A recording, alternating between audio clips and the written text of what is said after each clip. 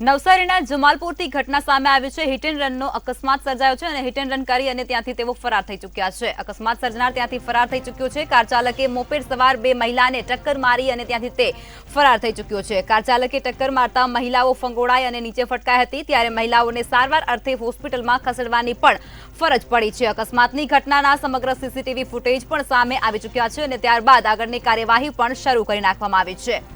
समाचार नवसारीथी सामे आवी रह्या छे। नवसारीना जमालपुरमां घटना बनवा पामी छे। हिट एंड रननी घटनाने अंजाम मळ्यो छे। कार चालके मोपेड सवार बे महिलाओने टक्कर मारी छे। टक्कर वागतानी साथे ज आ बंने महिलाओ छे ते फंगोळाई अने नीचे पटकाई हती, त्यारे महिलाओने ईजाओ थतानी साथे ज तेओने सारवार अर्थे होस्पिटले खसेडवानी पण फरज पड़ी छे। त्यारे अकस्मातनी आज आखी घटना बनी हती तेना सीसीटीवी फूटेज पण सामे आवी रह्या छे। मामलानी जाण पोलीसने पण करवामां आवी छे અને ત્યારબાદ આગળની કાર્યવાહી છે તે પણ શરૂ કરી દેવામાં આવી છે। સમગ્ર ઘટના નવસારીમાં બનવા પામી છે। હિટ એન્ડ રનની ઘટના જમાલપોરથી સામે આવી રહી છે।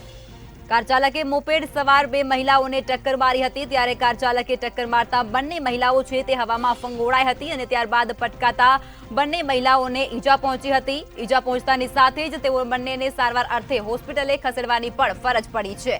जो कि अकस्मातनी आ समग्र घटना है ते सीसीटीवी कैमेरामां पण कैद थवा पामी छे। त्यारबाद आगळनी जे कार्यवाही है अने तजवीज है ते पण पोलीस द्वारा शरू करी देवामां आवी छे।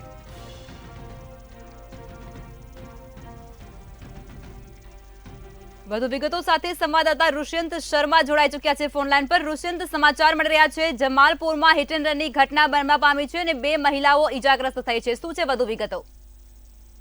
જે લખમાં ચોક્કસપણે કહી શકાય છે બે મહિલાઓ છે પોતાની મોપેડ બાઇક પર બજારથી નીકળી ત્યારે જે કાર ચાલક છે કાર ચાલક દ્વારા તેઓને ટક્કર મારતા તેઓને જે મહિલાઓ છે બંને મહિલાઓ નીચે પટકાઈ હતી। ત્યારબાદ જે 50 મીટર સુધી જે બંને મહિલાઓ ફંગોળાઈ હતી।